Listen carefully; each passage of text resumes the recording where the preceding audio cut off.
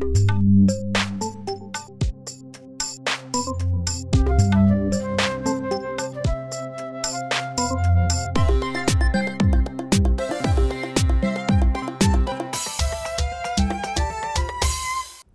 कार्यक्रम समकोणमा स्वागत छ। म निर्मला शर्मा।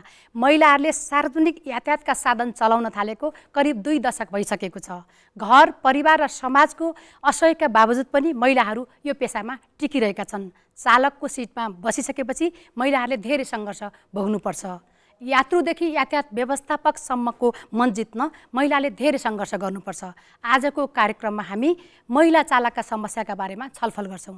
छलफल गर्नका लागि आज हाम्रो स्टुडियोमा हुनुहुन्छ यातायात व्यवस्था विभागका महानिर्देशक मधुसूदन बुर्लाकोटी।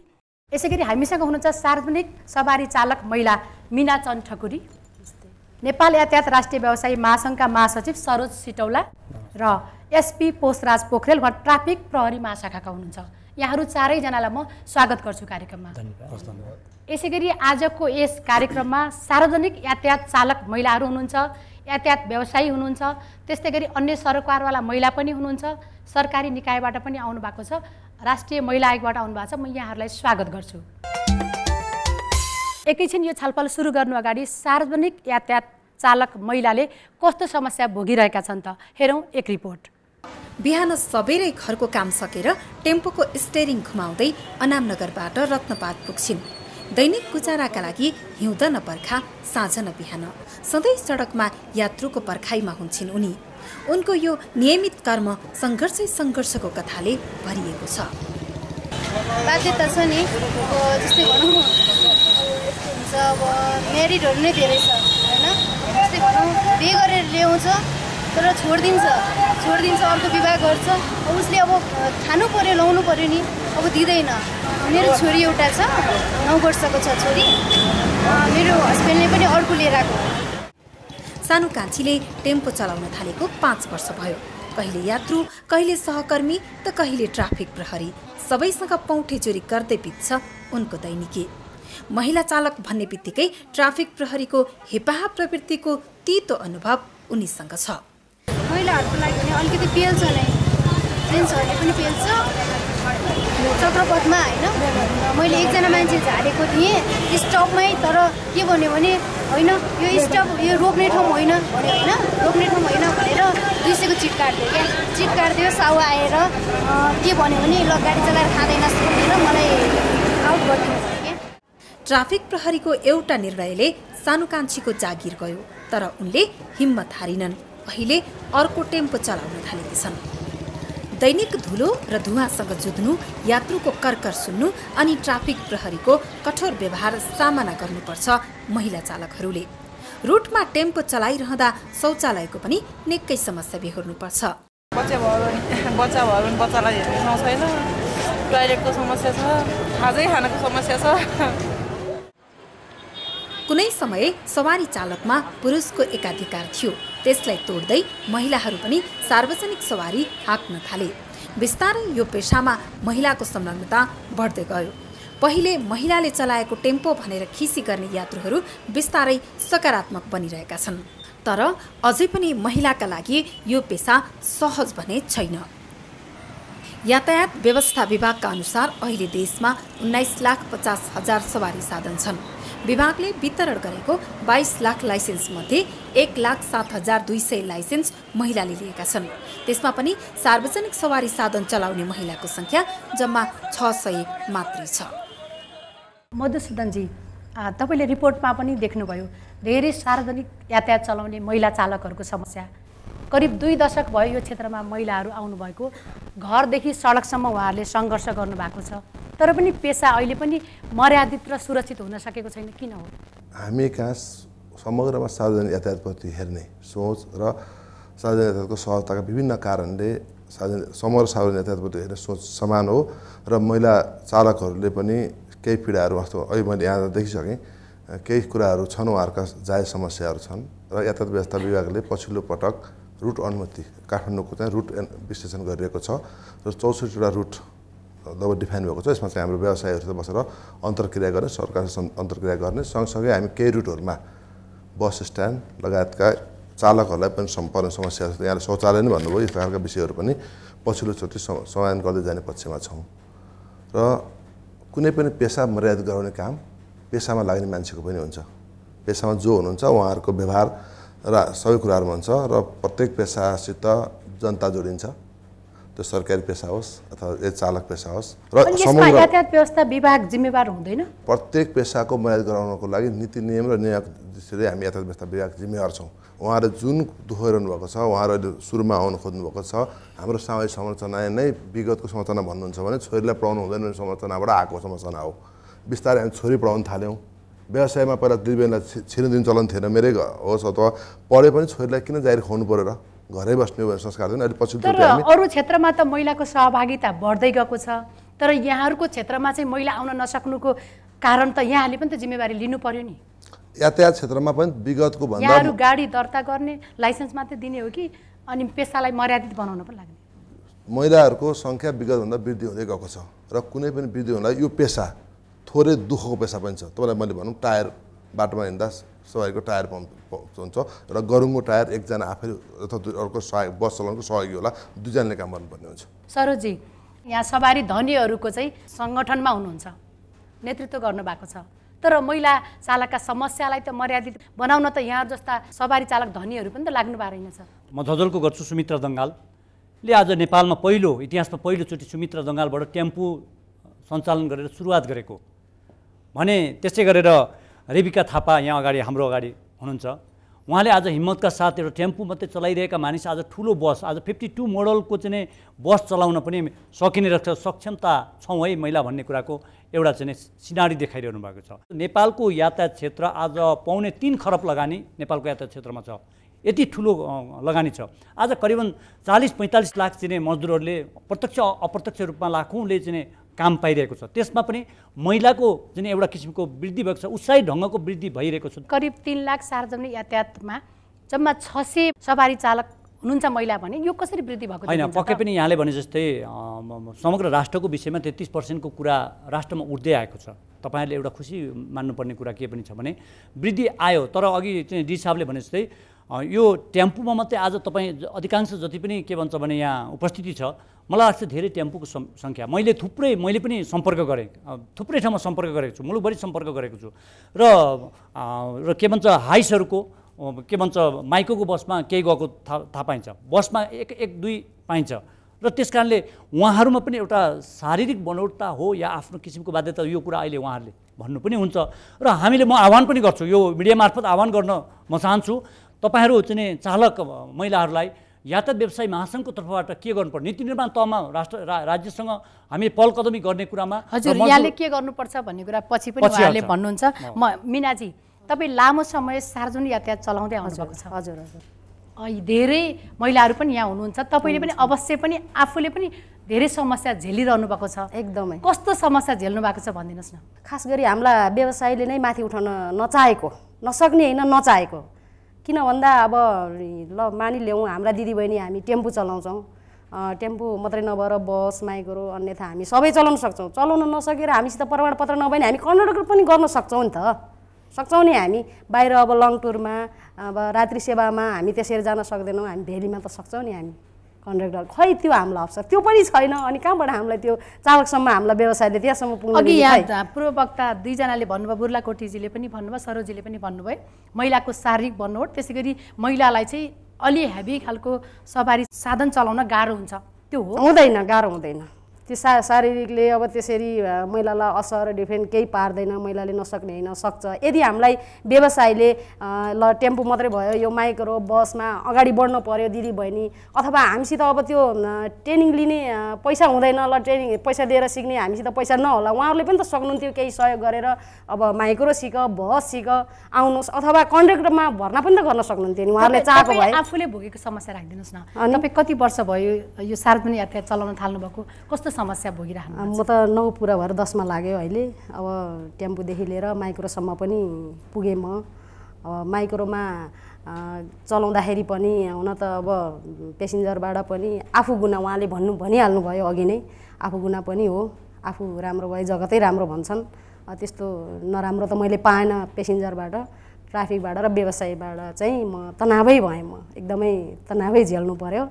भन्नुहोस् त कस्तो खालको तनाव झेल्नु? अब त्यो रुटमा सायद एक्लै महिला भएर होला, एक्लो महिला भएर पनि होला भन्छु, महसुस गर्छु मैले। नारायणथानको रुटमा अब त्यो व्यवसायबाट एक्लै महिला भएको भएर पनि होला सायद म पेलेन्टी परेको।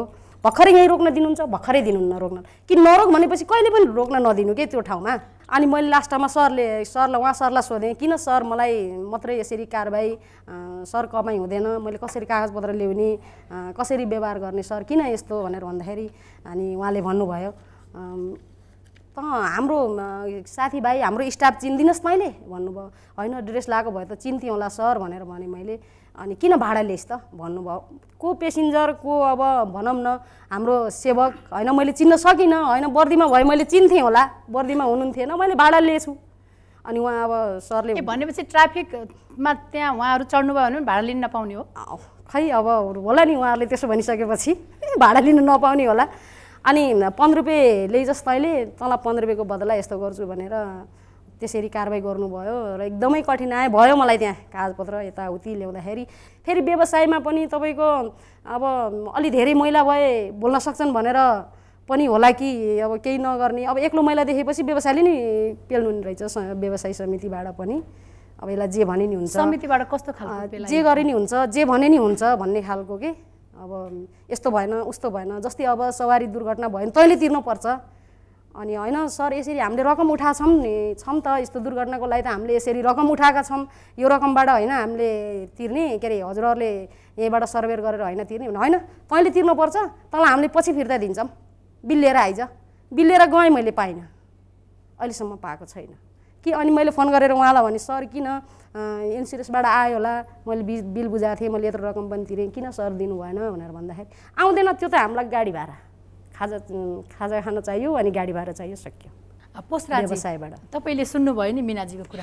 हालसालै हुन्छ, अब मैले नोट गरेको छु, म इन्क्वायरीमा राखिहाल्छु, त्यो अनुसन्धानको दायरामा म राख्छु।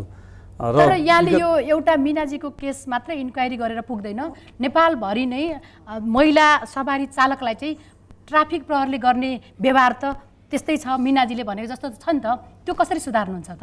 उपत्यका 3टा जिल्लालाई हेर्ने भने अहिले तत्काल त यो जस्तो लाग्दैन। जस्तो अब विगतदेखि नै हाम्रो 3 वर्ष अगाडि लगभग 3.5 वर्ष शून्य सहनशीलता, चाहे आर्थिकमा होस् चाहे बोली वचनमा होस्। एउटा त्यो कुरो हाम्रो अहिलेको यो विभागीय प्रमुख ज्यूदेखि नै यो सुरु भएको, प्लस बिचमा पनि आएर अहिले यो बोली वचनका व्यवहार अहिले चाहिँ हाम्रो मेन नारा नै ट्राफिक चाहिँ जिब्रोको गरीमा होइन। यो कम्प्लेन मैले सुनेको थिइनँ, कम्प्लेन गर्नु पर्यो, यस्तो कार्यक्रम मात्रै भन्नु भएन। यो दायित्व ट्राफिकको मात्रै होइन, उहाँहरूको पनि दायित्व हो। उहाँले मनमा लागेको कुरा लुकाएर राख्नुभयो भने त त्यो मान्छेले हिजो उहाँसँग भाडा माग्यो, के अरे भाडा दिएन, भोलि टेम्पो माग्ला भाडामा, भोलि के होला अर्को होला। अब त्यो त उहाँलाई हामीलाई समयमा रिपोर्ट 103, 100 नम्बर हाम्रो जतिखेर पनि 24 घन्टे खुला छ। त्यसमा चाहिँ यहाँले के अरे कम्प्लेन गर्नु हामी जतिखेर पनि तयार छौँ। र हाम्रो एउटा यो के अरे विभागले हेडक्वार्टरबाट यो महिला लैङ्गिक हिंसा विरुद्ध एउटा भ्यान छ, त्यसमा पनि यहाँले कम्प्लेन गर्नु भने त्यो पनि हामी तुरुन्तै त्यहाँ पुग्ने अवस्था छ भने कम्प्लेन गर्नु पऱ्यो, जानकारी गराउनु पऱ्यो। हामी कारबाहीको दायरामा हामी ल्याउँछौँ, त्यसलाई सुधार्छौँ। र मलाई लाग्छ यो उहाँले भनेको कुरा अब भर्खरकै भन्नुभयो, यो त हेर्ने छँदैछ। अरू कुरामा पनि यस्तो चाहिँ होला जस्तो लाग्दैन मलाई चाहिँ। अहिले बोली वचन व्यवहारमा चाहिँ ट्राफिकको सुधार भएकै जस्तो लाग्छ मलाई। ट्राफिकलाई उहाँको टेम्पोमा चढ्यो भने पैसा तिर्न नपर्ने छ हो? यो चाहिँ खोइ यहाँले भन्नुभयो, म पनि धेरैचोटि चढेँ, मैले अब म सेट लिएर हिँड्दा पनि मैले पैसा तिरेको छु। मलाई नतिर पनि भनेको छैन, मैले तिर्दिनँ पनि भनेको छैन, तिरेको छु। र नतिर्नलाई हामीले कारबाहीमा गरेका छौँ हाम्रो स्टाफहरूलाई, त्यस्तो भेटिएको छैन। नतिरेको स्टाफ तिर्नुपर्छ, अनिवार्य तिर्नुपर्छ। यहाँ धेरै सार्वजनिक यातायात चलाउने महिला चालकहरू पनि हुनुहुन्छ, यहाँ म उहाँहरूका कुरा सुन्छु। नमस्ते, म विष्णु लामा, 2055 सालदेखि गाडी चलाउँदै आएको होइन। म त्यतिखेर लगनखेल कलङ्गी त्यस्तो चलाउँथ्यो। अनि 58 सालदेखि फेरि माइकहरूतिर गयो। म ट्राफिकहरूको चाहिँ जनजातिहरू चाहिँ अलिक बढ्दो क्रम थियो। फिल्डमा ट्राफिक पनि सँगसँगै हुन्छ, हामी पनि फिल्डमा बाटोमै सँगसँगै हुन्छौँ भने त्यतिखेरको अवस्थामा कुनै ट्राफिकले चाहिँ पछाडिबाट चाहिँ आएर झ्याप्प दिने, के भयो भनेर चाहिँ यसो पेसेन्जर जानु, यसो के भयो त सर भने, ओहो पुरुष रहेछ भनेर हात हालेको थिएँ, मैला परेछ भन्ने खालको कुरामा चाहिँ अन्त गर्नुपर्छ भन्ने खालको मेरो सुझाव। 63 सालदेखि चाहिँ मैले ट्याक्सीमा कार्यरत रहेँ, अहिले पनि ट्याक्सीमै कार्यरत छु। अहिले ट्याक्सी चलाउनुहुन्छ? हजुर। ट्याक्सी चलाउने लेडिजहरू अहिले 7 जना छ। ट्याक्सीमा चाहिँ जब हामीलाई बेलुका भएपछि डर हुन्छ, जब त्यतिखेरको अवस्थामा चाहिँ हामीले चाहिँ पेसेन्जर छानेर बोक्नु सकेन भने हामीलाई लुट्ने सम्भावना पनि हुन्छ। यहाँलाई अरू त्यस्तो खालको के समस्या हुन्छ ट्याक्सी चलाउँदाखेरि? ट्याक्सी चलाउने अवस्थामा चाहिँ हामीलाई बिहान चाहिँ 6 बजेदेखि खण्डे अवस्थामा जुन टोइलेट जानेको बेलाको हामीलाई समस्या छ एकदम। टोइलेटको लागि अब लेडिजहरू कुनै अब भनौँ त्यस्तो मिनिस हुन्छ, त्यतिखेरको अवस्थामा हामीले चाहिँ रोकिएर त्यो टोइलेटको व्यवस्थापन कम भएको हुनाले पनि हामीले त्यो जुन मिनिस भएको अवस्थामा चाहिँ हामीले त्यस्तो कुराहरू चाहिँ खेपेर हिँड्नुपर्ने बेलामा हामीलाई यो लेडिजहरूलाई अलिक समस्या छ। नमस्ते, म नेपालको पहिलो डोजर चालक सडक विभाग अन्तर्गत हेभी इक्विपमेन्ट डिभिजन मिन भवनमा कार्यरत छु। मलाई हाम्रो यातायात व्यवस्था विभागको सरले गर्नुभएको कुरामा अलिकति चित्त बुझेन। उहाँले के भन्नुभयो भने गाडीको टायर उठाउने कुरा गर्नुभयो। गाडीको टायरको अगाडि त मेरो मेसिनको चेन त क्रेनले उचाल्न पर्ने हुन्छ, तर गाडीको टायर उचाल्न महिलाको शक्ति पुग्दैन, एनर्जी पुग्दैन भन्नुभयो। महिलाको इनर्जी पुर्याउने काम सम्बन्धित निकायले गर्नुपर्छ कि पर्दैन? कि महिलाले गर्न सक्दैनन् भनेर कुनै पनि सेक्टरमा महिलालाई अगाडि नबढाउने हो कि होइन भने सम्बन्धित निकायले चाहिँ महिलाको प्राकृतिक नियम हो, महिनावारी हुन्छ, प्रजनन अधिकार छ महिलाको। त्यति हुँदा पनि महिलालाई अझै महिला चाहिँ असक्षम छन् भन्न खोज्नु भएको जस्तो लाग्यो मलाई। यो होइन, महिला असक्षम बिल्कुलै छैनन्। 16 वर्ष भयो मैले डोजर चलाएको। तपाईँहरूलाई थाहा छैन होला, तपाईँहरू गुड्ने सडकमा मेरो पसिना पोखिएको छ। हाम्रो ट्राफिक प्रहरीज्यू पनि हुनुहुन्छ। मैले लाइसेन्स लिने बेलामा पुलिसले दिनुहुन्थ्यो, त्यति बेला उहाँले के भन्नुभएको थियो भने मोटरसाइकलको ब्याक गियर लाउन आउँछ भनेर सोध्नु भएको थियो। त्यो चाहिँ कतिसम्म डोमिनेटिङ प्रश्न हो। अनि मैले पनि के भनेको थिएँ भने खै सर, अहिलेसम्म त ब्याक गियर भएको मोटरसाइकल आएको छैन, आयो भने विचार गर्नु पर्ला। यो डोजर चलाउँदा कस्तो अप्ठ्यारो छ कि कति सङ्घर्ष गर्नुभयो यहाँले? सङ्घर्ष त यो त मेरो जीवनमा त मैले भनेर साध्य छैन। आजभन्दा 16 वर्ष अगाडि घरबाट निस्केपछि समाजले के भन्थ्यो भने 500 जना केटाको अगाडि म एकजना केटी हुन्थेँ। 16 वर्षको केटी त्यहाँ हुँदाखेरि के भन्थ्यो होला तपाईँ आफै अनुमान गर्न सक्नुहुन्छ। फलानाको छोरी बिग्रियो, अब खत्तम भयो। तर मैले यो सेक्टरमा धेरै अगाडि बढिसकेको छु, धेरै प्रगति पनि गरिसकेको छु। 0बाट सुरु गरेको थिएँ, आज नेपाल सरकारको कर्मचारी हुँ। अरू पनि महिलाहरूलाई ट्रेनिङ गराउने काम गर्छु। जस्तै अहिले चाहिँ मेरो फिल्ड भनेको काठमाडौँ शहरमा पर्दैन, भ्याली बाहिर जानुपर्ने हुन्छ। भ्याली बाहिर चाहिँ दिनभरि त जसरी पनि काम गरिन्छ, खाना भनेको जसरी पनि शरीरलाई अगाउनको लागि खाइन्छ, तर बेलुका कहाँ बस्ने त? टेन्टमा बस्दाखेरि तपाईँ हामीले सुनेकै कुरा हो, यौनिक हिंसाका कुराहरू कति आइरहेका छन्। म त सुरक्षित बस्नु पर्यो, त्यो सुरक्षा दिने काम राज्यको हो कि होइन? म चाहिँ 59 सालदेखि मैले सफा टेम्पो चलाउँदै आएको हो। 68 सालतिर म शम्भु बस चलाउन गएँ। मैले टेम्पो आफ्नै थिएँ, बेचेर म शम्भु यातायात चलाएँ। त्यसपछि प्राइभेट गाडी चलाएर अहिले मैले चाहिँ बागमती यातायात कलङ्खीबाट कौशलटार बालकोट चढ्ने बागमती यातायात चलाउँछु। म एउटा महिलालाई चाहिँ त्यहाँ बागमती यातायातले दिनुभएको छ, म कलङ्खीबाट बालकोटसम्म फोस गाडी चलाउँछु। त्यसै गरी हरेक ठाउँ रहेको यातायात व्यवसायी महासङ्घ, राष्ट्रिय महासङ्घहरूले पनि महिलाको लागि पहल गरिदिनु पर्यो। हाइस बस के अरे हाइस भन्छ, ठुलो हाइस, सानो माइक्रो बस, हरेक मिनी बसहरू छ, त्यसको लागि व्यवसायीहरूले पहल गर्नु पर्यो। महिलाको लागि अगाडि बढाउनु, गाडी चलाउनुलाई हामी सक्षम छौँ, गाडी चलाउनु सक्षम भएर पनि यातायात व्यवसायीहरूले चाहिँ किन विश्वास गर्दैन? महिलालाई विश्वास गरोस् र महिलाहरूलाई अगाडि बढाउनु, गाडी चलाउनुको लागि दियोस् भन्ने मेरो अनुरोध। किन महिलाले पनि सक्छ। काँकरे भित्तादेखि काठमाडौँ मेचीदेखि महाकालीसम्म बस हाँक्नु सक्ने क्षमता छ साथी महिलाहरूमा, तर व्यवसायिकहरूले विश्वास गर्दैन। म चाहिँ के भन्न चाहन्छु भने जग बलियो भयो भने घर बलियो हुन्छ।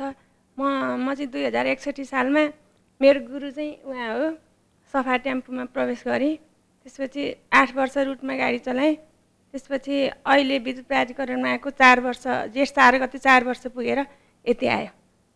अनि जस रुटको भन्दा रुटमा गाडी चलाउँदा भएको समस्या जस्तै लाग्थ्यो, कसरी समाधान गर्ने होला विद्युत प्राधिकरणमा गएर अब यस्तै हो कि जस्तो लाग्थ्यो। तर त्यहाँ धेरै राम्रो छ अहिले हामीलाई, अब सबैको सपोर्ट पनि छ। अनि अहिले चाहिँ हाम्रो एउटा भित्र सवारी चालक कोष छ, उहाँहरूले नै अब जस्तो परे पनि गाडी बिग्रे पनि त्यहाँ तुरुन्तै पुग्नुहुन्छ। म चाहिँ लोकहरि लुइटेलजीको गाडी चलाउँछु। हाम्रो निर्देशकज्यूको। अनि त्यतिखेर कति 4-5 महिना कति भएको थियो मैले गाडी चलाउन थालेको। बाहिर जाने कुरामा प्रश्न आयो सक्नुहुन्छ भनेर, अनि मैले सक्छु भने। त्यसपछि त्यतिखेर 1781 चलाउँथेँ, अनि जानुपर्ने बुटोल थियो।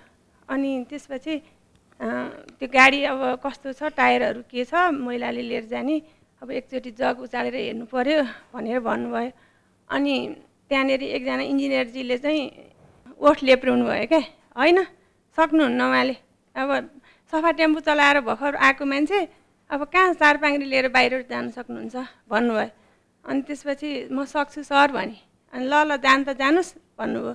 अनि त्यसपछि मलाई त्यो कुराले साह्रै उभो, तर मेरो सरले हाकिमले चाहिँ मलाई नलगेको भए त्यो कुरा माथि पुगिसकेको थियो, तर सरले मलाई हुँदैन भने भए म जान पाउँदैन थिएँ। तर म गएँ, यहाँले चलाएर जानुभयो बुटोलसम्म? म गएँ पहिलो पटक काठमाडौँ भ्यालीबाट बाहिर गएँ। हामी आफूमा आफै निर्भर हुन सक्छौँ, तर त्यो टायर सायर खोल्ने भने चाहिँ हामी आफै गर्छौँ। हामी माइक्रो जिपहरू सबैको टायर आफै पञ्चर आफै खोल्छौँ, आफै जग उठाउँछौँ, आफै बनाउँछौँ। सानतिनो मर्मत हामी आफै गर्न सक्छौँ। हजुर, म एकैछिन यहाँलाई रोक्छु। मधुसूदनजी, यहाँले अघि महिला कमजोर पनि हुन्छन्, अलि अप्ठ्यारोमा महिलाहरूले टायर पनि परिवर्तन गर्न गाह्रो हुन्छ, अनि लङ रुटमा गाडी चलाउन गाह्रो हुन्छ, त्यस कारणले पनि महिलाहरू कम भएको होलान् भनेर भन्नुभएको थियो नि, त्यो त होइन रहेछ नि त। उहाँहरूका जुन आत्मविश्वास छ, पछिल्लोचोटि नेपालको सबै संसारकै सबै यात्रु पानी जहाज चलाउने, जहाज सबै खालको सवारी चलाउनेहरू सिकेका साथीहरू पनि हाम्रो महिला छ। उहाँहरू महिला दिदीबहिनीमा बिस्तारै यो सचेतना आएको छ र हामी पब्लिक सेक्टरमा यो स्पेसल यातायातको क्षेत्र के छ भने थोरै भाषागत, मैले भन्न त भाषागत रूपमा कतिपय कुराहरू सुन्नुहुन्छ, कहिले कहिले आउँछ मान्छे प्यासेन्जर, त्यस्तो साँझ सबैभन्दा गाह्रो महिला दिदीबहिनीको यात्रामा साँझको यात्रा भन्छु म। तपाईँले जतिसुकै चाहे पनि सुरक्षामा हामी जतिसुकै प्रहरी खटे पनि त्यो हुँदैन र एकाधजना मान्छे बदमास मान्छे भेटिन्छ साँझमा नभेटिन्छ। यहाँहरू वार्षिक 9 अर्ब राजस्व उठाउनुहुन्छ होइन? यहाँहरूले राजस्व उठाउनुहुन्छ, तर त्यो क्षेत्रमा महिलाहरूका लागि यहाँले त केही पनि लगानी गर्नु हुँदो रहेछ। महिलाहरूको प्रश्न पछिल्लोचोटि तपाईँ भेट्नु भएको छ 63-64 पछाडि जुन अहिले सङ्ख्या बिस्तारै बढ्दै गएको छ सरकारी सेवामा। सरकारी सेवाको त्यो नियामती जागिर होस्, कुर्सीमा बस जागिर होस्, फिल्ड जब होस्, बिस्तारै परस बढ्दै गएको छ। र पछिल्लोचोटि यो नेपाल सरकारको नीति नै हो समावेशीकरण गर्दै जाने, त्यसमा महिला होला। हजुर, यहाँले भन्नुभयो महिलालाई विशेष प्राथमिकता दिइन्छ भनेर यहाँको आचार संहिता पनि लेखेको छ, जुन जारी गर्नु खुल्ला पद मध्ये लोकसेवाबाट विज्ञापन हुने खुल्ला पदमा 33% पदमा, खुल्ला मध्ये पनि 33% पद महिलाले आरक्षित छ। उहाँहरूलाई दुईटा अवसर छ। अर्को अनारक्षित जुन पद छ ओपनमा पनि भाग लिनु पाउनुहुन्छ, आरक्षितमा पनि छुट्टै भाग लिनु पाउनुहुन्छ। पछिल्लो पटक नीति नै बनेको छ, पहिला खुल्लाको रिजल्ट गर्ने, सच्चै मान्छे खुल्लामा जान्छन् र महिलाको लागि आरक्षित सिटमा पछिल्लो रिजल्ट गर्ने। र यो आरक्षित छ। अब निजी क्षेत्र आरक्षित छैन। हजुर, यो टोयलेटको समस्या पनि उहाँहरूले उठाउनु भएको छ। यो सार्वजनिक सवारी गुड्ने ठाउँमा त कहीँ पनि सार्वजनिक टोयलेट छैन। महानगरपालिका नगरपालिका क्षेत्रभित्रको सार्वजनिक शौचालयको व्यवस्थापन कसले गर्छ भन्ने विषय चाहिँ तर यहाँहरूको साथ चासोको विषय हो के? यो चासोको विषय सम्बन्ध निकायमा गएको होला। मैले तपाईँलाई यहाँ अब यहाँहरूको पनि चासोको विषय हामीले रुट डिजाइन गर्दा पछिल्लो पटक हामीले रुट डिजाइन गरेका छौँ, तर महानगरपालिकाको काममा महानगरपालिका स्वीकृति चाहिन्छ। पछिल्लो 64 रुट डिजाइन छ, त्यसमा दुईवटा पाइलट रुटमा हामीले डिजाइन गरेका छौँ। पाइलट रुटमा हामी शौचालय, बस पार्क, त्यो सुरुमा चाहिँ हामी त्यो पछिल्लोचोटि अहिले हामी अन्तिम चरणमा छौँ। हाम्रो व्यवसायीहरू र उहाँहरू छलफल क्रममा छ, मधुर स्टेक होल्डरसँग छलफल क्रममा छौँ। र शौचालयको व्यवस्थापनको कुरा पनि हुन्छ। शौचालय बनाउनु मात्रै ठुलो कुरा, व्यवस्थापन हो। सरोजजी, म एकैछिन, यहाँ धेरै महिला चालकहरूले भन्नुभयो हामीलाई त व्यवसायीहरूले नि कहिले पनि उत्साह नै दिनुहुन्न, उहाँहरूलाई काममा लगाउन पनि यहाँहरूले हौसला दिनुहुन्न भन्नुभएको छ। आज व्यवसायीहरूले उत्साह नदिएको भए यत्रो महिलाहरू आज बहादुरीका साथ कोही डोजर, कोही के चलाउँदै, आज गाडी चलाउँदै, बस चलाउँदै यहाँ विभिन्न सेक्टरका आउनुभएको छ।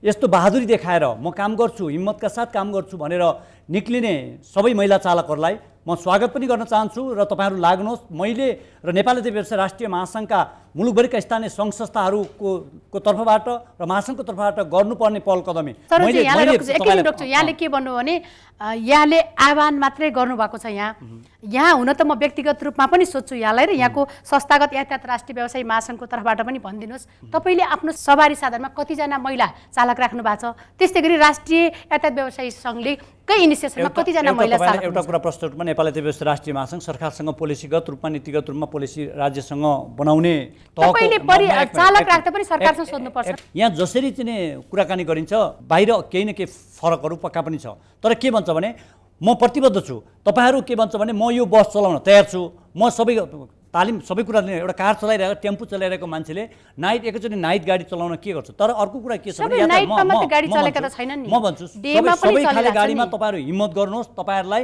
गर्ने पहल कदमी हामी आह्वान गर्छौँ, अनुरोध गर्छौँ है। अहिले भनिदिनुहोस् न कतिजना छन् त, यहाँले कतिजना राख्नु भएको छ? सुन्नुहोस् न, यो महासङ्घ अन्तर्गतका सदस्य संस्थाहरू अहिले जति पनि उहाँहरू चाहिँ चालकहरू हुनुहुन्छ महासङ्घ अन्तर्गतकै सदस्य संस्थाहरू।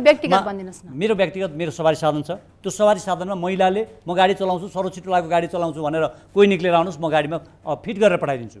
तालिम दिनको लागि नेपालका यातायात व्यवसायले तिरेको कर राजस्वहरूलाई पनि यातायात सेक्टरमा पनि कमसेकम यस्ता मजदुर चालकहरू, महिला चालकहरू, के भन्छ पुरुष चालकहरूलाई तालिम दिनको लागि छुट्टै ढङ्गको चाहिँ व्यवस्था गरिनुपर्छ भनेर हामी पछिल्लो अवस्थामा हामीले पटक पटक यहाँले तालिमको कुरा गर्नुभयो र हामीले पछिल्लो रेकर्डमा पाए अनुसार चाहिँ धेरै महिलाहरू लाइसेन्स चाहिँ लिनु भएको छ कि, तर लाइसेन्स लिएर पनि उहाँहरूले चाहिँ यो पेसा अपनाउन पाउनु भएको छैन। तपाईँ के भन्नुहुन्छ त एउटा व्यवसायीको हैसियतले उहाँहरूले काम नपाउने अवस्था त छ नि त। तालिम मात्रै दिएर पनि त भएन, अवसर चाहियो नि। यति महिलाहरू उत्पादन हुँदैछन्, हामी फेरि पनि गर्छौँ। आज यो देशले चाहिँ यातायात क्षेत्रलाई व्यवस्थित लगानीले पनि व्यवस्थित गर्न सरकारले लाग्नु पर्यो। आज सारा महिलाहरू चाहिँ विदेशतिर चाहिँ के भन्छ खाडी मुलुकमा जानुपर्ने थिएन। बाहिर गएको महिलाको कुरा नगर्नुहोस्, यहीँ भएका महिला, तपाईँ सुन्नुहोस्, यहीँ भएका महिलाहरूले म यो गाडी चलाउँछु भनेर स्थानीय सङ्घ संस्थाहरूमा लागि पर्नुहोस्, लाग्नुहोस्। एकैछिन म यहाँ सरोजीले अहिले आह्वान पनि गर्नुभएको छ, कोही महिला हुनुहुन्छ हात उठाइदिनु एकचोटि भनेपछि उहाँहरूले अब अवसर पाउनुहुन्छ होइन। तपाईँहरू के भन्छ भने सार्वजनिक सवारी साधनका बस, मिनी बस, म काठमाडौँबाट काँकरबिटा, धरान, विराटनगर कुनै पनि गाडी चलाउन तपाईँ तयार हुनुहुन्छ भने त्यसको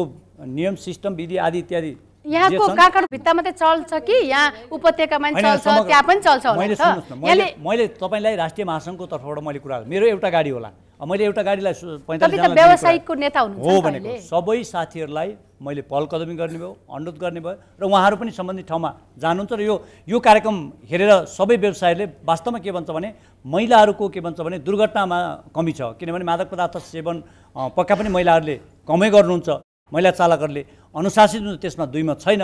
तर के भन्छ भने क्रमशः रूपमा तपाईँहरू पनि के भन्छ भने पहिला चलाउँदा सानोबाटै चल्ने स्कुटर चलाउनु भयो, त्यहाँबाट ट्याक्सी टेम्पो चलाउनु भयो, कार चलाउनु भयो, प्राइभेट भेहिकल चलाउँदै तपाईँहरू स्तर वृद्धि लाइसेन्स दिने प्रक्रिया पनि त्यही हो। एकैचोटि चाहिँ के भन्छ टेम्पो चलाएको मान्छेलाई डोजरको पक्का पनि लाइसेन्स पक्का दिएन होला, बसको दिएन होला। त्यस कारणले तपाईँहरू प्राविधिक रूपमा सबै कुरामा अगाडि आउनुहोस्, तपाईँहरूलाई हामीले सहयोग गर्न तयार छौँ। महिलाहरूलाई अगाडि लानलाई हामीलाई कुनै आपत्तिको कुरा छैन। पुष्पराजी तपाईँले सुनिसक्नुभयो, अघि त यहाँले डिफेन्ड त गरिसक्नु भएको छ, ट्राफिकबाट यस्तो खालको गल्ती त भएको छैन, तर धेरै महिलाहरूले भनिसक्नु भएको छ यहाँ अहिले पनि धेरै ट्राफिक प्रहरीबाटै नै उहाँहरूले दुःख खेपिराख्नु भएको छ। म ट्राफिक प्रहरी महाशाखाको प्रवक्ता पनि हो र म त्यो एउटा म्यानेजमेन्ट लेभलमा कार्यरत पनि छु र यहाँको गुनासो सुन्ने र मैले कारवाही गर्न सक्ने अधिकार मभन्दा मुनिकालाई म कारवाही गर्न सक्छु र म यहाँहरूसँग समस्या पर्ने मभन्दा माथिको पक्कै छैन। यहाँले हामीलाई डाइरेक्ट आफै पुग्नु पर्दैन, इन्फर्मेसन दिनु सक्नुभयो भने हाम्रो वेबसाइटहरू पनि छ, हेडक्वार्टरको पनि टोल फ्री टेलिफोनहरू छ, यसमा यहाँले दिनुभयो भने हामी तुरुन्तै एक्सन र अनुसन्धानमा जान्छौँ। त्यो यहाँहरूले चाहिँ एकजना दिदीले भन्नुभएको थियो एउटा दुर्व्यवहार पनि हुन्छ, पुरुष भनेर हात लगाएको महिला पो हुनुहुँदो रहेछ भनेर। अब यो पनि यो चाहिँ कुरो अहिले मैले यहाँ भर्खरै थाहा पाएँ यो कुरो चाहिँ होइन। अब के भयो, पुरुषलाई पनि हात हालेर त्यो यसरी ढ्याप मार्न त कुरो भन चालकलाई, त्यसमा गएर यो पनि कसरी भयो त्यो कुरो चाहिँ यहाँले पोइन्ट दिन या सकिन्छ भने हाम्रो नेमप्लेट हुन्छ यहाँ, त्यो हेरिदिनु भयो भने हामी तुरुन्तै कारवाही गर्छौँ होइन। यहाँहरू मातहतका कर्मचारीले त्यस्तो खालको दुर्व्यवहार गर्नुभयो भने खबर गर्नु पर्यो, हामीलाई जानकारी दिनु, हामी कारवाहीको जतिखेर पनि हामी 24 घण्टा हाम्रो। अहिलेसम्म कतिजनालाई कारवाही गर्नुभएको छ यहाँले? हामीसँग रिपोर्टै यो हाम्रो ट्राफिकले दुर्व्यवहार गर्यो भने 2-3 राज्य एउटा जाहिर पनि गयो, यहाँले सुन्नुभयो होला, दिल्ली बजारमा निलम्बन गरेर कारवाही गरिरहेको छ। 1-2वटा छ, तर रिपोर्ट आज चाहिँ हामीले कारवाहीमा बाँकी राखेको छैन। यदि यहाँहरूले रिपोर्ट गर्दा पनि कारवाही भन भने ट्राफिकले कन्जुसिङ गर्यो, नेपाल प्रहरीले कन्जुसिङ गर्यो जस्तो लाग्यो भने कुन दर्जालाई भन्नु, योभन्दा माथिल्लो दर्जा र एक तह माथि, जस्तो हाम्रो ट्राफिक महाशाखा मैले सुनिनँ भने त्यहाँ डिआई साहब बस्नुहुन्छ, उहाँ कहाँ सोझै जान सक्नुहुन्छ, त्यहाँ रोकटोक हुँदैन। यदि त्यहाँ भने मेट्रो उपत्यका महानगरीय प्रहरी कार्यालय गाडी छोडेर डिआईजीलाई कसरी भेट्न सक्नुहुन्छ? होइन, मैले अघि नै भने हामी जान त भेट्न सक्दैनौँ, उहाँहरूले भेट्नुहुन्छ। यो कुरो यहाँको ऊ मात्रै हो, जस्तो मलाई अहिले अफिस गएर भेट्न खोज्नु त म यहाँ छु नि त, मलाई 3 घण्टा कुर्नुपर्छ त्यहाँ भेट्नलाई, विभिन्न कुराहरू हुन्छ नि। हजुर म एकैछिन रोक्छु। मिनाजी तपाईँ केही भन्न खोजिराख्नु भएको छ? धेरै यहाँ कस्तो कुरा आयो भने महिलाहरू समस्या चाहिँ भोगिराख्नु भएको छ, तर राइट ठाउँमा महिलाहरूले पनि कम्प्लेन गर्नु त रहेनछ नि त, किन हो? तपाईँ पनि गर्नुहुन्न? गरेको छ, कतिपय गरे ठाउँमा चाहिँ हाम्रै गल्ती देखाइन्छ भित्रै गइकन पनि। दिदीबहिनी जानुहोस्, तपाईँ आफै गल्ती गर्दै आउनुहुन्छ, फेरि कम्प्लेन गर्दै आउनुहुन्छ भनेर झपार्ने पनि गर्नुभएको छ कुनै कुनै ठाउँमा। हामीले त्यस्तो भोगेका छौँ। सरले उहाँ सरले भन्नुभयो ट्राफिक यदि उसबाट गल्ती भयो भने हामी तुरुन्तै कारवाही गर्छौँ भनेर भन्नुभयो। सायद उहाँहरूले अब भन्न त भन्नुभयो होला, उहाँ सरहरूलाई नि फिल्डमा जाने सरहरूलाई नि सिकाउनु भयो होला। कारवाही गर्न खोज्नुभयो उहाँले, कारवाही गर्दाखेरि अब त्यो लाइसेन्स भयो भने कारवाही नै हो, गाडीको कागजपत्र भयो भने कारवाही हो। चिट्दिनु उहाँहरूको कर्तव्य हो कि होइन? चिटै नदेखिन लाने हो, यही सिकाउनु भएको छ कि सरले? अब हामीसँग रेबिका थापाजी हुनुहुन्छ, म उहाँको कुरा सुन्छु। उहाँ लामो समय सार्वजनिक यातायात पनि चलाउनु भयो र अहिले यहाँ प्राइभेट गाडी चलाउनुहुन्छ। उहाँहरूको धेरै जनाको कुराहरू सुने अनि हाम्रो सरहरूबाट पनि मैले धेरै कुराहरू सुने। उहाँले जुन मौकाहरू दिन्छु भन्नुभयो होइन, अनि उहाँले भन्नुभयो आरक्षण छुट्याइएको छ महिलालाई भन्नुभयो होइन। अनि उहाँले भन्नुभयो, हाम्रो ट्राफिक सरले भन्नुभयो हामीले यस्तो कुराहरू चाहिँ तत्कालै हामीले कारवाही गर्छौँ भन्ने कुराहरू उठाउनु भयो होइन। यी तिनटै कुराहरूलाई म के भन्छु भने हामीलाई आरक्षण चाहिएको होइन, महिलालाई आरक्षण हामीलाई दया गर्नु पर्दैन कि, हामीलाई मौका भए पुग्छ। मौका दिनुहोस्, पुरुषले जति प्रतिस्पर्धा गर्छ त्यति प्रतिस्पर्धा गर्ने हामीलाई मौका दिनुहोस्। हामी त्यो मौकामा मात्रै उत्रिन पायौँ भने पनि हामीसँग भएको खुबी हामीले देखाउन सक्छौँ। त्यो पहिलो कुरा होइन। मैले 1 वर्ष 4 महिना जति मैले साझा बस हाँकेँ होइन। साझा बस हाँक्दाखेरि महिलाहरूलाई किन पछाडि पारिन्छ भन्ने कुराहरूको अनुभव मसँग छ। मैले त्यो दुःख भएको छु। मैले असारमा साझामा मैले एप्लाई गरेको, मेरो फागुनमा मात्रै मेरो नाम त्यहाँ आएको थियो, फागुनमा मात्रै मेरो ट्रायल अनि इन्टरभ्यू लिएको थियो। मभन्दा पछाडि फर्म भरेकाहरूले, मभन्दा पछाडि एप्लाई गरेकाहरू उहाँहरूले गाडी हाँकिसक्नु भयो पुरुषहरूले होइन। तर मैले चाहिँ असारमा फर्म भरेको मान्छेले फागुनमा गएर बल्ल गाडीको स्टरिङ समाउन पाएको। मैले किन पाएँ भन्दा म महिला भएको कारणले गर्दा पाएँ। मलाई लाग्दैन थियो म महिला हुँ भन्ने फिल्डै मलाई हुँदैन थियो कि। मैले पोखरा, काठमाडौँ सबै ठाउँमा मैले ट्राभल्सको गाडी 2-3 वर्ष मैले हाँकेको हो। टुरिज्म क्षेत्रमा मैले काम गरेको हो होइन। त्यो गर्ने बेलामा मैले राति 2 बजे पनि म एयरपोर्ट पुगेर पिकअप गरे हुन्थेँ, ड्रप गरे हुन्थेँ। राति 3 बजे पनि उठेर म गाडी हाँकेको हुन्थेँ। हाइस चलाउँथेँ मैले त्यो बेला मिनी बस। अनि कोस्टर लिएर म पोखरा दनन्न जान्थेँ, होटलमा बस्थेँ, म आफूलाई सेफ महसुस गर्थेँ होइन। सबैजनाले राम्रो गर्नुहुन्थ्यो, मलाई महिला हुँ भन्ने खालको फिलै हुँदैन थियो कि। जब मैले साझामा फर्म भरेँ तब मलाई चाहिँ म महिला रहेछु भन्ने कुरा चाहिँ त्यो बेलामा फिल भयो। साझा मैले सजिलै चलाउन पाइनँ कि। म पुरुषहरूलाई लगेर एउटा ट्र्याकमा ट्रायल लिइन्छ भने मलाई रुट टेस्ट गरिएको थियो। त्यो पनि एउटा फरक छ नि होइन र। कलङ्कीबाट माइती घरसम्म ट्राफिक जामको बेलामा अफिस टाइममा रुट टेस्ट गर्दै, जब कि मैले साझा छोकै छैन। जे होस् म लकले त्यो बेलामा म पास भएँ, त्यो एउटा राम्रो पक्ष पनि हो गाडी लाइन भएको भएर होइन। तर महिलालाई मात्रै यसरी गर्नुहुन्छ भन्ने त्यो चाहिँ नहोस्। म बिमला रिमाल, म सफा टेम्पू 5 नम्बरको सफा टेम्पू चलाउँछु।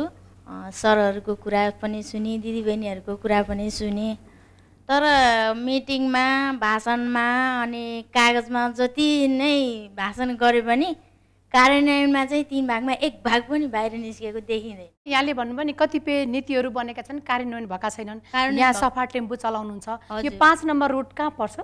5 नम्बर यो आरनेसीदेखि गलफुटार रुटको हो। यहाँले आरनेसीदेखि गलफुटारसम्म गाडी चलाउनुहुन्छ। हजुर, कति वर्ष भयो चलाउनु भएको? मैले 8-9 वर्ष भयो। 8-9 वर्षको अन्तरालमा मैले धेरै दुःख र कष्ट सबैतिरबाट पीडा मात्रै देखेको छु। मैले कतैबाट सपोर्ट भनेपछि म पनि त्यस्तै एकल महिला हो। मेरो पनि यहाँले भन्नुभयो सबैतिरबाट पीडा भोगेको। सडकमा आउने समस्या चाहिँ कस्तो खालको? यात्रुबाट, त्यसै गरी अर्को चालक पुरुषबाट हुने अरू समस्या कस्तो छ? व्यवसायीबाट पनि समस्या हो। उहाँहरूले तोकेको भाडा हुन्छ, त्यति तोकेको टिप गर्नै पर्ने हुन्छ, अनि तोकेको भाडा बुझाउनै पर्ने हुन्छ। नबुझायो भने गुनासोहरू, टेम्पू नदिने, यस्तो जागिरको समस्या हुन्छ। अनि ट्राफिक जाँदा त रोकेको त्यहाँ मान्छे किन झारिस भन्नुहुन्छ ट्राफिक भाइहरूले। भाइ मैले त्यहाँ त गाडी रोकेकै छैन, त्यहाँ पेसेन्जरले नि यो गाडी रोकेकै छैन भन्दा पनि भनेर हुन्छ बट्टा कराउँछस्, बट्टा मुख चलाउँछस् भनेर त म भनेर मुख छान्नुहुन्छ ट्राफिक भाइहरूले। ट्राफिक भाइलाई तपाईँ भन्नुहुन्छ, तर ट्राफिक भाइले तपाईँलाई त भन्नुहुन्छ। बट्टा बोल्छस् खुरुक्क कागजपत्र जिन्स दिँदैनस्, नदियो भने अफिस लिएर जान्छु भनेर भन्नुहुन्छ मलाई। अनि त्यस्तो मुख छाड्नुहुन्छ। अनि जथाभावी नरोकेको ठाउँमा पनि रोकेको, बढी बोलिस् भने बढीको दफा लगाइदिन्छु भनेर मलाई 1000को सम्म दफा लगाइदिनु भएको छ। ट्राफिक प्रहरीबाट म सबैभन्दा पीडित मैले यो त अन्याय अत्याचार मैले गरेको होइन नि भनेको सोधेको कारण तँलाई यो चिट काटेको सम्म भन्नुभएको छ। अब दिनभरि काम गरेर मेरो 2टा बच्चा छन् घरमा, काम गरेर लगेर चुलो बाल्न पर्ने मान्छे जति सबै झारेर दिनभरि म त्यहाँ बसेपछि मैले घर आएर के खाएँ होला।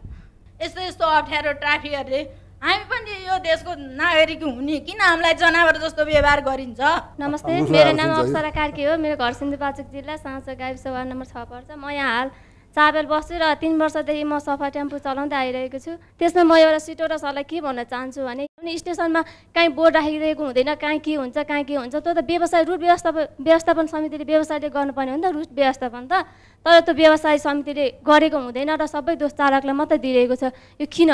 यो रुटमा चाहिँ धेरै समस्याहरू हुन्छन्, दिदीबहिनीहरू सबैजनाले भनिसक्नुभयो होइन। हामी पनि अहिले अफिसको गाडी चलाउँछौँ तर हामीलाई त्यस्तो खासै समस्या हुँदैन। तैपनि कुनै बेलामा चाहिँ के भन्नुहुन्छ भने अब सिधै गहिरा हुन्छ होइन।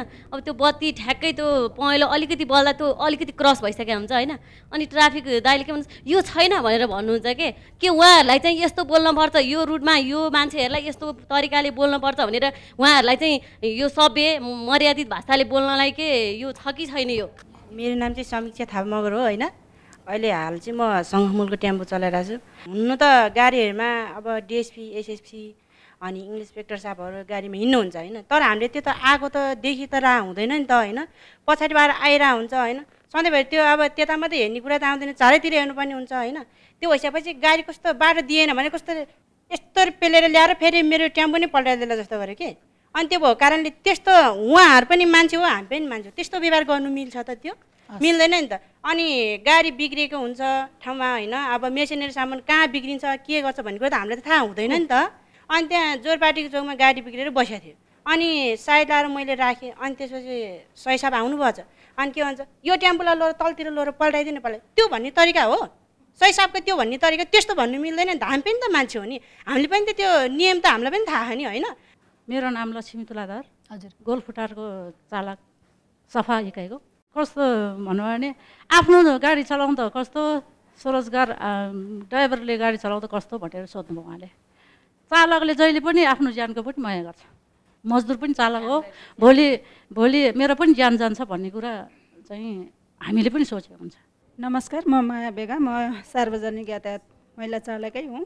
हजुर मायाजी, तपाईँ अखिल नेपाल स्वतन्त्र मजदुर सङ्गठनमा हुनुहुन्छ होइन? धेरै जसो यो सङ्गठनभित्र पनि मजदुरहरूको सङ्गठनभित्र अथवा मजदुरभित्र पनि चालकहरूमा पनि महिला चालकहरूको युनियन छैन? छ, महिला सङ्गठन छ। खोइ त यहाँहरूले त यस्तो धेरै समस्या रहेछ, उहाँहरूको समस्यालाई समाधान गर्न त यहाँहरू लाग्नु भएको छैन, यहाँहरू नै समस्या बताइराख्नु भएको छ नि त, कसरी समाधान गर्ने त? अब होइन, हाम्रो सङ्गठनले चाहिँ नियमित लगेको छ महिलाहरूलाई। अघि हाम्रो गोमाजीले नि बोल्दा भनिसक्नु भएको छ, हामीलाई अनुशासन सिकाउँछ। हामीलाई मजदुर सङ्गठनले गर्दाखेरि हामी यसरी सरकारी निकायमा पनि छिर्यौँ होइन। अब हाम्रो दिदीबहिनीहरूको गैर सङ्घ संस्थामा पनि थुप्रै दिदीबहिनीहरू हुनुहुन्छ, उहाँहरू जानुभएको छ होइन। महिलाहरूलाई चाहिँ अब क्षमता अभिवृद्धि गराउने अगाडि बढाइरहेको छ महिलाहरूलाई। यहाँले भनिदिनुहोस् न, यतिका महिलाहरूले समस्या भनिराख्नु भएको छ तर उहाँहरूले उजुरी गर्ने ठाउँ चाहिँ कहीँ पनि थाहा पाउनु भएको छैन। ट्राफिकले के भन्नुहुन्छ, उहाँले चाहिँ डिआइजीलाई भेट्न आउनुहोस्, त्यो समस्याको समाधान त बाटो होइन। यहाँहरूले उहाँहरूका उजुरी सुन्नलाई के गर्नुभएको छ त? हामीले चाहिँ एउटा कमिटी गठन गरेको छौँ, त्यहाँ महिलाका समस्या के पर्छन्, सङ्गठनले के गर्नुपर्छ, त्यो महिला कमिटीले के गर्नुपर्छ र त्यहाँ लाने। अब टेम्पो क्षेत्रमा चाहिँ महिलाहरू टेम्पो क्षेत्रमा मात्रै नबस्ने, पार्टीमा अब त महिलाको लागि हो कि सबै महिला? होइन, सबै महिलालाई। हस्, धन्यवाद यहाँलाई। मेरो नाम सुमन पुडासाइनी हो। यातायात व्यवस्था विभागमा चाहिँ नि हाम्रो यो यावत महिलाको चालक या चाहिँ नि सहचालकको समस्याहरूलाई समाधान गर्नलाई चाहिँ नि महिला ओनरसिप अफ भेहिकल्सहरू चाहिँ नि किन भइरहेको छैन त? म वीरेन्द्र केसी, राष्ट्रिय महिला आयोगको कानुन अधिकृत। र महिला सवारी चालकहरूको जुन समस्याहरू कुरालाई यहाँ आयो, यो कुरालाई मैले हेर्नुपर्दा मुख्य गरी कानुनी समस्याको कुरालाई गर्दा उहाँहरूको धेरै समस्याहरूमा आयो। र एउटा कानुनी रूपमा के व्यवस्था छ भने यसलाई अङ्ग्रेजीमा स्ट्रिक्ट लाइबिलिटी अथवा कठोर दायित्व भनिन्छ, जसमा मैले लाइसेन्स ल्याउन पाइनँ, मैले बिर्सेँ, यानि कि मैले पनि तिरेको छु कुनै बेला। त्यसैले स्ट्रिक्ट लाइबिलिटी यो ट्राफिक रुलमा संसारकै रुल हो कि स्ट्रिक्ट लाइबिलिटी, नो एक्सक्युज। सार्वजनिक यातायात आचार संहिता कार्यान्वयन गराउनका लागि, आचार संहिता कार्यान्वयन भएको छैन भनेर मोनिटरिङ गर्नका लागि राष्ट्रिय महिला आयोग पनि त्यो कमिटीमा छ। यहाँले कति मोनिटरिङ गर्नुभएको छ? उहाँहरू जस्तालाई जुन अहिले हिंसा भइरहेछ, पीडा भइरहेछ, यहाँले कसरी सुनवाई गर्नुभएको छ? उहाँले भन्नु पऱ्यो नि, हामीलाई यो समुच्चय भइरहेछ, उहाँले आवाज उठाउनु पऱ्यो। राष्ट्रिय यातायात व्यवसाय महासङ्घ छ, त्यहाँ महिलाको प्रतिनिधित्व भएन, धेरै यता व्यवसायिक सङ्घ छ मध्यपछि देशभरका यता व्यवसाय सङ्घमा हाम्रो प्रतिनिधित्व भएन। हाम्रो प्रतिनिधित्व खै त महिलाहरूको 33% थियो, उहाँहरू पुरुषको वर्चस्व छ। महिला जुन व्यवसायिक सङ्घहरू छन् त्यो महिलालाई पनि त्यसमा समावेश गर्नु पर्यो, नीति निर्माता तहमा हाम्रो पनि समावेश हुनु पर्यो भन्ने खालको एउटा कुरा ल्याएर उहाँहरू आउनु भने राष्ट्रिय महिला आयोगले विभिन्न कुराहरूमा चाहिँ उहाँहरूले उठायो भने त राष्ट्रिय महिला आयोगै चाहिँदैन होइन। उहाँहरू कम्तीमा उहाँले ल्याएर आएको अवस्थामा हामी सपोर्ट गर्न तयार छौँ, हामीले आफूले ड्राफ्ट गरेका छौँ। उहाँहरूलाई भनिदिनुहोस् न राष्ट्रिय महिला आयोगमा उहाँहरू कसरी उजुरी लिएर आउनुपर्छ भनिदिनुहोस् न। राष्ट्रिय महिला आयोगमा हामी कहाँ चाहिँ निःशुल्क छ, एउटा पैसा पनि लाग्दैन। हामी कहाँ फर्म डेभलप भएको छ, उहाँलाई आफ्नो हिंसा भएको ठाउँमा हाम्रो चाहिँ रिसेप्सनमा चाहिँ फर्म भरिदिने मान्छे पनि छ, हामीले राखेका छौँ। उहाँलाई यो खालको हिंसा भयो, कुन खालको हिंसा भएको अथवा कुन खालको चाहिएको भनेर उहाँहरू संस्थाका ढङ्गमा पनि आउन सक्नुहुन्छ र व्यक्तिगत ढङ्गमा पनि आएपछि यो उजुरी हामीले सम्बोधन गर्ने। धन्यवाद यहाँलाई। बागमती यातायात व्यवसायीहरूले चाहिँ केही महिलाहरू पनि राख्नु भएको रहेछ। हाम्रोमा चाहिँ के छ भन्दा चालक चाहिँ जुन लाइसेन्स मात्रै लिएर आएर हाम्रोमा गाडी चलाउन पाइन्न। हाम्रो संस्थाले पनि त्यो चाहिँ भेरिफाई गराउँछ सम्बन्धित यातायातबाट यो लाइसेन्स के हुनुपर्छ भनिदिनुहोस् त। जस्तो चाहिँ यातायातबाट चाहिँ लाइसेन्स दिएको हुन्छ, विगतमा नक्कली लाइसेन्सहरू चाहिँ व्यापक रूपमा आयो, त्यसले गर्दा दुर्घटना हुने, चालकहरू भाग्ने र त्यसको पनिसमेन्ट व्यवसायीहरूले तिर्नुपर्ने कारणले गर्दा हामीले संस्थाले इन्टरनल नै लाइसेन्स भेरिफाई नगरिकन हामी दिँदैनौँ।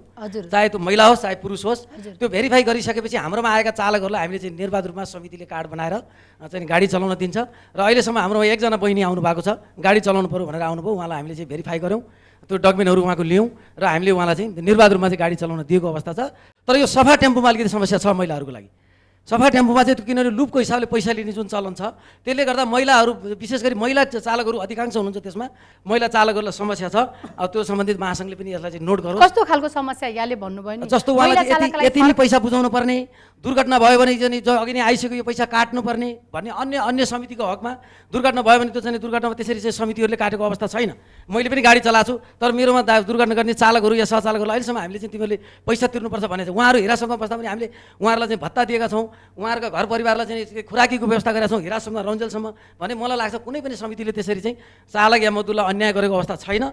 मेरो चाहिँ सुझाव के छ भन्दा महिलाहरूलाई अगाडि चालकहरूलाई अगाडि ल्याउनको लागि अलिकति चाहिँ केही समितिहरूले पनि आरक्षण कोटा तोक्नुपर्छ। यतिवटा गाडी छ, 2टा गाडी होला एउटा रुटमा, 3टा गाडी होला एउटा रुटमा, त्यसमा चाहिँ महिला गाडी अनिवार्य भनिदियो भने कमसेकम महिलाहरूलाई एउटा हौसला हुन्छ।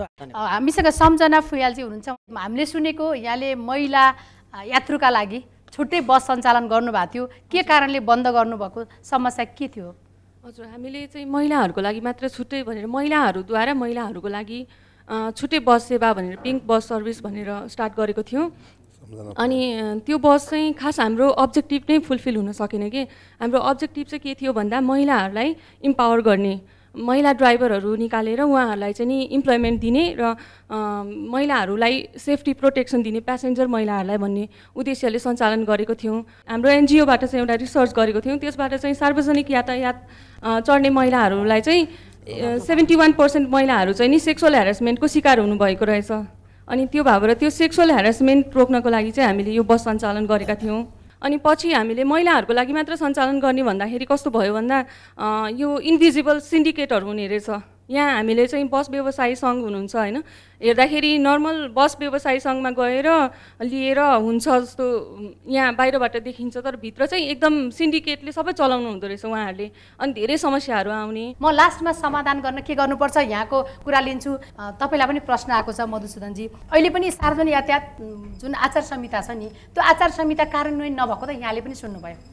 त्यस्तै गरी अन्य यात्रुबाट चालकबाट पनि उहाँहरूलाई दुर्व्यवहार भइराखेको छ, तर यहाँहरूको आचार संहितामा यस्तो महिलालाई अशिष्ट हुने खालको शब्द बोल्न नपाइने भनेर लेखिएको छ, त्यो कहाँ कार्यान्वयन हुन्छ त?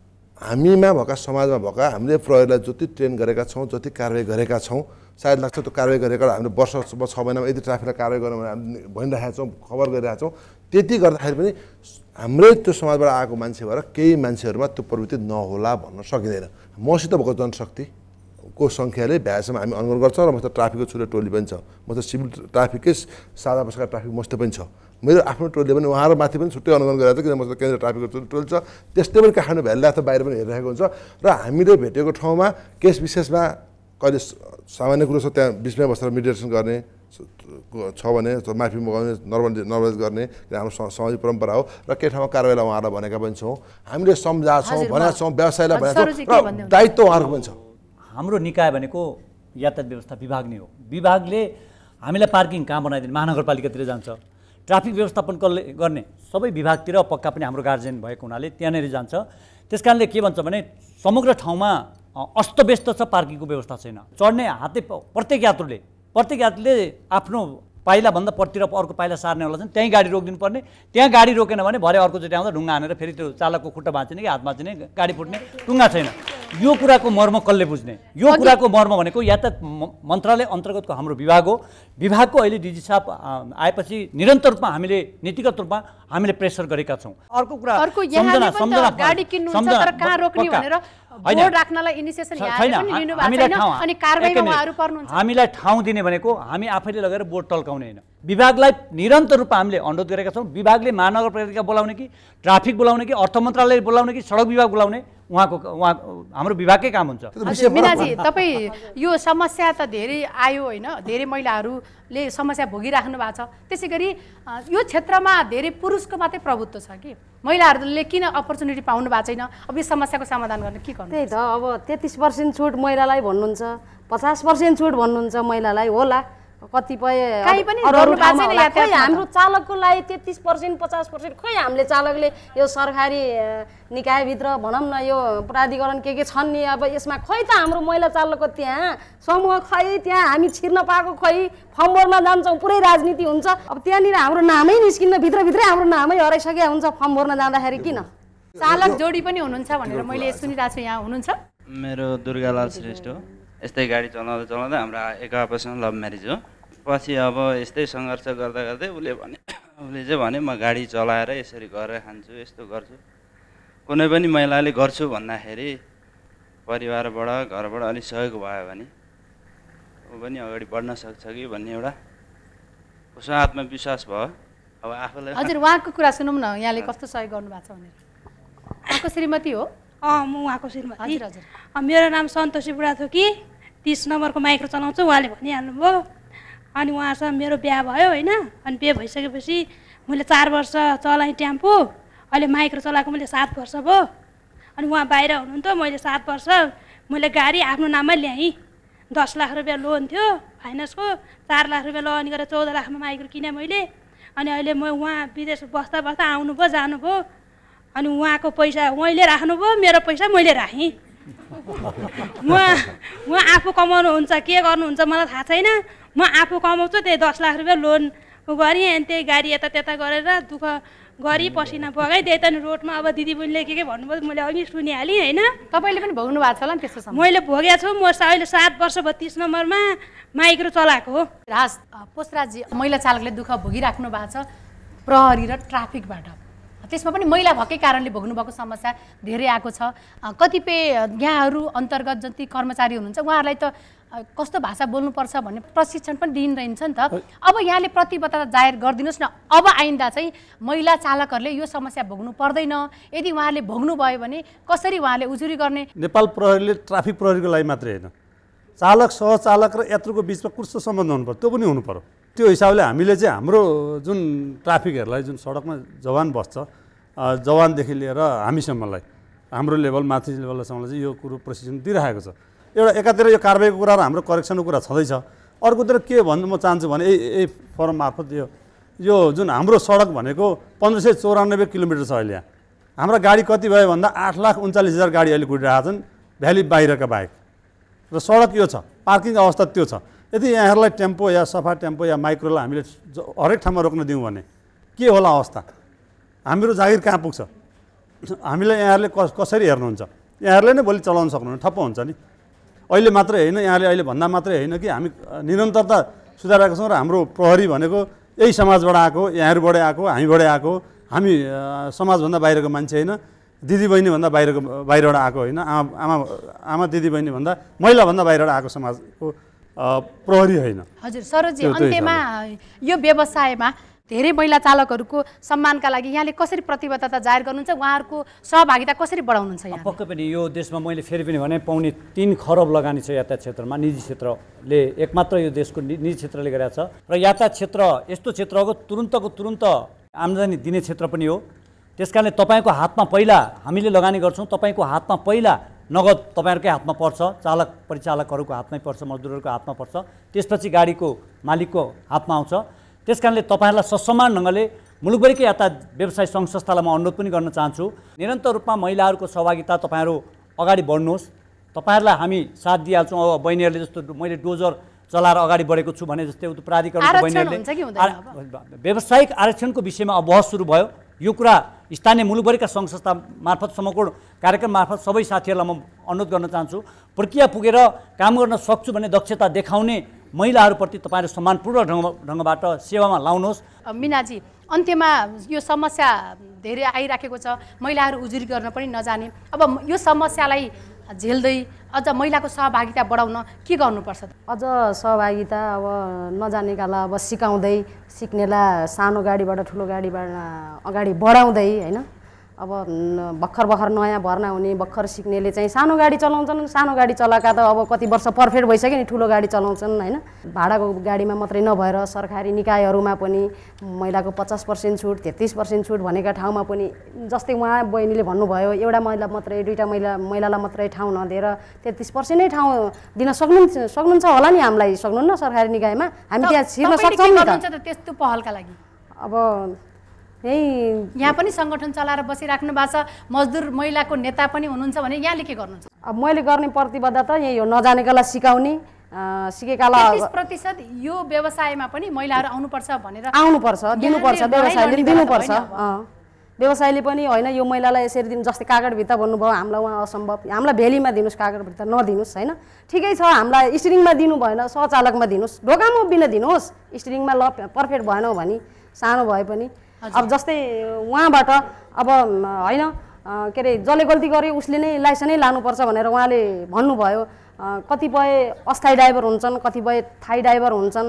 अब व्यवसायबाट आज जागिर छ भोलि जागिर छैन, आज उहाँ उसमा नारायणथान लाइसेन्स जाला, भोलि जागिरखाना ललितपुर जिल्लामा पुग्नु पर्ला। हामी त्यो लाइसेन्स भोलि लिन जाँदाखेरि त त्यसको दिन त बित्यो, जम्मा 200-300 तलब खाएर पूर्व र पश्चिम त धाउन भ्याउँदैन। अन्त्यमा अब मधुसूदनजी के प्रतिबद्धता जाहेर गर्नुहुन्छ त? समस्या धेरै महिलाहरूका सुनियो, भोलि नै यहाँले गर्न सक्ने परिवर्तन चाहिँ के हो प्रतिबद्धता जनाइदिनुहोस् न। सरकारले इन्ट्री दिने हो, सानो गाडीमा सिकाउने हो। अब तपाईँ सिकाइदिए गरिदिए अनि फेरि किनिदिए भन्ने समस्या होला। सुरुमा तपाईँले सानो गाडी सिक्नु भएपछि त्यसपछि विकास गर्ने आफ्नो काम पनि विकास गर्ने क्षमता विकास गर्नुपर्छ। र हामीले कतिपय ठाउँहरूमा चालकलाई तालिमहरू सिकाउने हाम्रा सिटिभिटीहरू चाहिँ सिटिभिटी छ। सार्वजनिक चालकको दुईवटा क्याटेगोरी छ, कार बस र कार छ, टेम्पो छ। उहाँहरूको हकमा जस्तो उहाँले अहिले भन्नुभयो, म यहीँबाट बचाउनु दिन्छु। उहाँले डोजर सिकाउनु भयो महिला दिदीबहिनीलाई, र डोजरको लागि चाहिँ उहाँले सिकाउनु जस्तो उहाँलाई थाहा हुन्छ, यसको हाम्रो ट्रायल पास हुन्छ उहाँलाई थाहा पनि छ।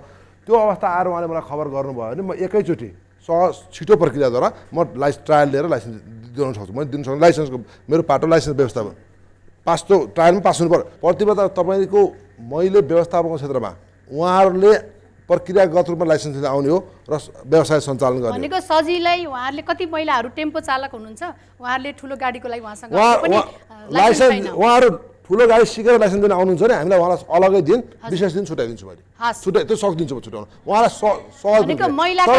सिधै लाइसेन्स दिनु चाहिँ सक्दिनँ होइन, महिलाका लागि छुट्टै दिन राखेर ट्रायलको व्यवस्था दिने। उहाँहरू हाम्रो सङ्ख्या करिब 100को सङ्ख्या ट्रायल हुन्छ, उहाँहरू 100जना आउनुभयो भने म एकै दिन ट्रायल दिन्छु। हस्, धेरै धन्यवाद। आज हामीले कार्यक्रममा सार्वजनिक साधन चलाउने महिला चालकका समस्याका बारेमा छलफल गऱ्यौँ। छलफलमा आइदिनु भएकोमा मधुसूदन बुर्लाकोटी, त्यसै गरी मिना चन्द ठकुरी, सरोज सिटौला र पोषराज पोखरेल, यहाँहरू चारैजनालाई म धेरै धेरै धन्यवाद दिन चाहन्छु।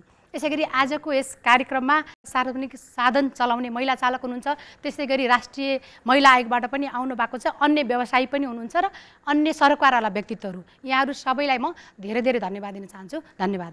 तपाईँ यो कार्यक्रम सञ्चारिका समूहको अनलाइन महिलाखबर.com र युट्युबमा पनि हेर्न सक्नुहुन्छ। कार्यक्रमबारे हामीलाई इमेल अथवा फेसबुकबाट पनि प्रतिक्रिया दिन सक्नुहुन्छ। अर्को हप्ता यसै समयमा समकोण हेर्न नभुल्नुहोला। कार्यक्रमबाट हामी सबैलाई बिदा दिनुहोस्। नमस्कार।